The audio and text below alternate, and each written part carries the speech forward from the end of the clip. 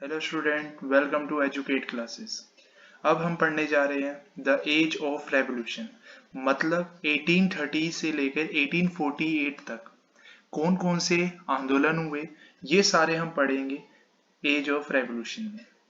सबसे पहले आपको पता होना चाहिए कि जो कंजर्वेटिव्स हैं, मतलब जो डेमोक्रेसी को हटाकर वापिस से मोनार्की को स्टार्ट करना चाहते हैं, ऐसे लोग ट्राई करी जा रहे थे कि वो अपनी पावर को और ज्यादा स्ट्रॉन्ग करें, जिसकी वजह से डेमोक्रेसी कभी आ ना सके, सिर्फ मोनार्की ही सिस्टम चलते रहे।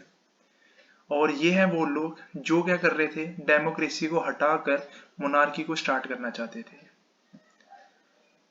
लेकिन आपको ये पता होना चाहिए, जब जब रेवोल्यूशन हुआ यूरोप के अलग अलग रीजन्स में, तो उसके साथ साथ लिबरलिज्म, आजादी की भावनाएं, नेशनलिज्म मतलब देश के प्रति जो भावना है, लोगों के अंदर आना शुरू हुआ, जिसकी वजह से यूरोप के अलग अलग नेशन जैसे कि ठीक है इटली में, जर्मनी में और ओटोमैन एम्पायर के बहुत सारे ऐसे प्रोविजंस प्रोविजंस मतलब ऐसे स्टेट्स में, ठीक है आयरलैंड और पोलैंड के ऐसे स्टेट जिस जगह पे आंदोलन स्टार्ट हुआ, और उस आंदोलन के अंदर लोगों के जैसे आजादी की भावना जागनी शुरू हुई, अपने देश के प्रति भावना स्टार्ट हुआ, ठीक है। तो ये आंदोलन के साथ हुआ, और ये सारे जो आंदोलन कर रहे थे ये कर रहे थे लिबरल नेशनलिस्ट, मतलब जो आजादी चाहते थे ये वो लोग कर रहे थे। और इसके अंदर एजुकेटेड मिडिल क्लास, पढ़े लिखे लोग जैसे कि प्रोफेसर्स, स्कूल टीचर्स, क्लर्क और कॉमर्शियल मिडिल क्लासेस जो अमीर इंडस्ट्रियलिस्ट थे, ये सारे मिलकर इस आंदोलन को कर रहे थे।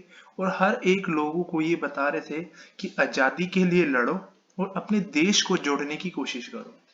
जिसके अंदर जो पहला आंदोलन हुआ वो था जुलाई रेवोल्यूशन, जो हुआ कब, 1830 में। बच्चों आपको ये पता होना चाहिए कि पेपर में क्वेश्चन आता है कि जुलाई रेवोल्यूशन हुआ कब, तो आपको पता होना चाहिए जुलाई रेवोल्यूशन स्टार्ट हुआ था 1830 में।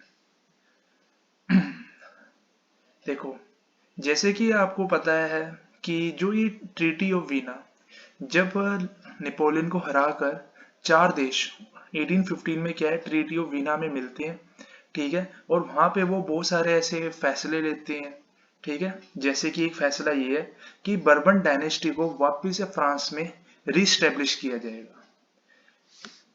और उस दौरान क्या था, जब ये रीस्टैब्लिश किया गया, रिस्टोर किया गया फ्रांस में बर्बन डायनेस्टी को, तो उस दौरान लुई 16 जो थे वो मर चुके थे।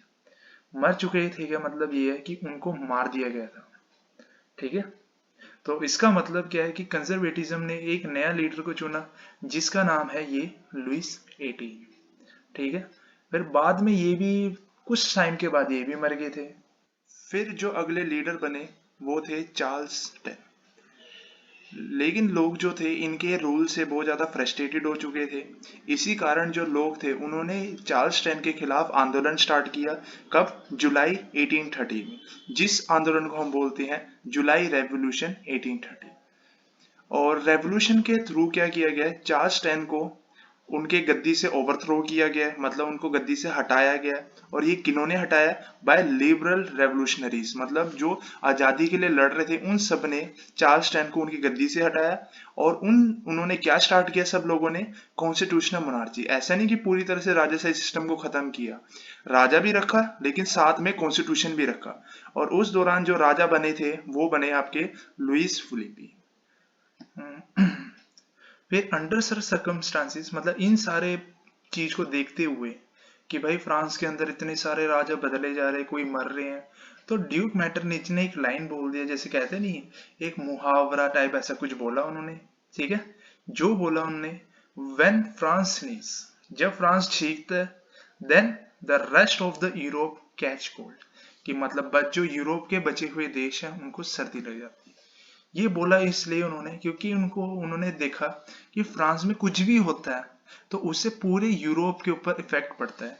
तो ये डायलॉग तब ड्यूक मैटरनिच ने बोला। तो पेपर में क्वेश्चन आता है कि किसने ये लाइन बोला कि when France sneeze then the rest of the Europe catch cold, तो किसने बोला, ड्यूक मैटरनिच ने बोला। जब ये जुलाई रेवोल्यूशन का जो ये आंदोलन धीरे धीरे अलग अलग जगहों में फैलना शुरू किया ब्रुसेल्स में, जिसकी वजह से क्या हुआ, जो बेल्जियम था वो ब्रेक होकर, मतलब जो बेल्जियम था वो अलग हो गया किससे, यूनाइटेड किंगडम ऑफ नीदरलैंड से। तो आपको पता होना चाहिए कि पहले जो बेल्जियम था वो किसका पार्ट था, नीदरलैंड का। लेकिन जब जुलाई रेवोल्यूशन धीरे धीरे ब्रुसेल्स की बहुत जगहों में फैलना शुरू हुआ तो बेल्जियम के अंदर भी आंदोलन हुआ, और वो आंदोलन के थ्रू बेल्जियम ने अपने आप को नीदरलैंड से सेपरेट कर दिया। तो यही है आपका जुलाई रेवोल्यूशन 1830 स्टोरी।